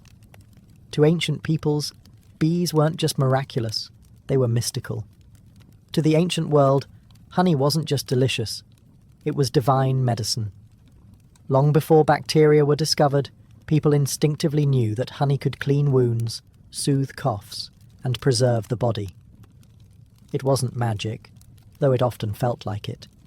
It was chemistry, centuries ahead of its formal explanation. In Egypt, honey was a cornerstone of ancient medicine. Medical papyri like the Ebers Papyrus, circa 1550 BCE, list honey in over 500 prescriptions. It was mixed with milk, figs, garlic, and herbs to treat everything from eye infections to digestive problems. When paired with animal fat or resin, it was applied as a salve to burns and cuts. Doctors knew that wounds treated with honey healed faster and resisted infection, likely due to honey's natural acidity and hydrogen peroxide content. The Greeks followed suit. Hippocrates, the father of modern medicine, prescribed honey for respiratory problems, ulcers, and fatigue. He used honey mixed with vinegar to create oxymel, a tonic used to clear phlegm and reduce fevers. Greek athletes drank honeyed water to boost stamina during Olympic training, believing it restored strength quicker than wine or water alone. In India, the Ayurvedic system held honey, madhu, in high regard. It was classified by taste, source, and medicinal potency. Ayurvedic texts warned against overheating honey, but endorsed it as a treatment for indigestion, colds, wounds, and even poison. It was also used in religious rituals, offered to gods and consumed during sacred fasts for both spiritual and bodily cleansing. The Romans, too, believed in the medicinal power of honey. Pliny the Elder recorded dozens of remedies involving honey in his natural history. It was a base for ointments, gargles, and laxatives, and even used to treat the wounded after battle. Honey mixed with poppy juice was given as a sedative. Roman surgeons kept it on hand to dress wounds and reduce inflammation. Beeswax had its place in medicine too, as a base for plasters, balms, and even dental fillings. Its malleability and resistance to decay made it ideal for sealing and preserving. In short, honey in the ancient world wasn't just sweet, it was life-saving. It healed the sick, preserved the dead, and symbolized purity. It was the pharmacy of the gods, delivered by the wings of bees. Ancient beekeepers were more than farmers. They were innovators, engineers, and keen observers of nature. Across civilizations, they developed specialized tools and methods that allowed them to manage bee colonies effectively, harvest honey sustainably, and even protect themselves from the bees' defensive stings. One of the most important innovations was the design of the hive itself. The Egyptians popularized the use of horizontal cylindrical clay hives essentially large terracotta tubes stacked in rows. These hives were durable, portable, and mimicked natural cavities where bees thrived.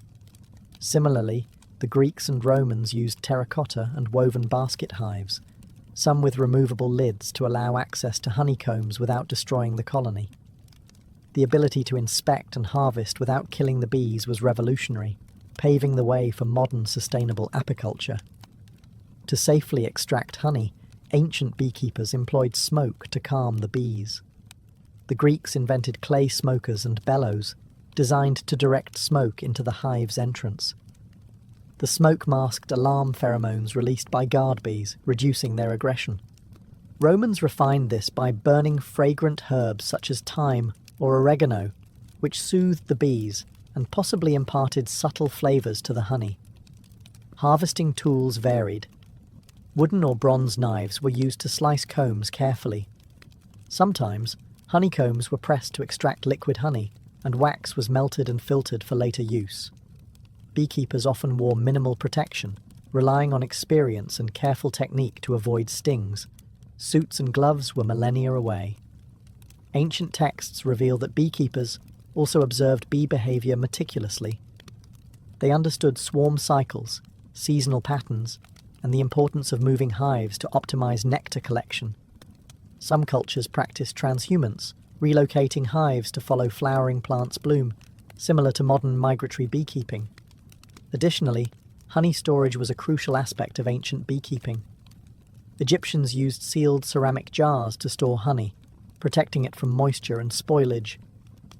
Honey's remarkable shelf life was well known, sometimes lasting centuries sealed within tombs. Even the relationship between humans and bees was carefully managed. Rituals were performed to appease bee spirits or gods, ensuring cooperation and avoiding misfortune. This spiritual care was as vital as the physical tools in maintaining a productive hive. In all, ancient beekeeping was a blend of craftsmanship, natural science, and reverence. The tools and techniques they developed set foundations that still influence modern apiculture. The ancient practice of beekeeping laid the groundwork for a relationship between humans and bees that continues to this day. Far from a simple agricultural activity, early beekeeping was an art and science that influenced medicine, religion, economy, and ecology across civilizations, shaping the way we understand nature and sustainability. From the Nile Valley to the hills of Anatolia, from the temples of Greece to the farms of Rome, ancient beekeepers honed methods to protect and sustain their colonies. Their innovations in hive design, smoke use, and seasonal management allowed for sustainable honey harvests, a practice crucial for both survival and trade. The respect they showed for the bees' life cycles helped foster a model of harmony between humans and nature. Their understanding of honey as a medicine informed the early pharmacopoeias of Egypt, India, and Rome, influencing healing practices that persist in traditional medicine worldwide. Honey's antibacterial and preservative properties became the foundation for wound care and remedies, while beeswax shaped early technologies in cosmetics, art, and construction. The symbolic and spiritual meanings attributed to bees and honey in ancient cultures also endure. Religious rituals honoring bees and honey continue in various traditions, reflecting humanity's ongoing fascination with the hive as a metaphor for order, cooperation, and divine blessing. The idea of bees as messengers between worlds or symbols of resurrection permeates art, literature, and folklore across centuries. Moreover, the ancient practice of migratory beekeeping, moving hives to follow floral blooms, is echoed in modern commercial apiculture, essential for crop pollination and global food production. The innovations of ancient beekeepers helped set the stage for today's awareness of bees as vital pollinators and the environmental challenges they face. Despite technological advances, the core relationship remains unchanged. Humans depend on bees for food, medicine, and ecosystem health, and bees, in turn, have shaped human culture, economy, and spirituality since the dawn of civilization. The legacy of ancient beekeeping is a testament to human ingenuity, respect for nature, and the enduring power of collaboration, both within the hive and between species. It reminds us that even the smallest creatures can inspire science, faith, and survival.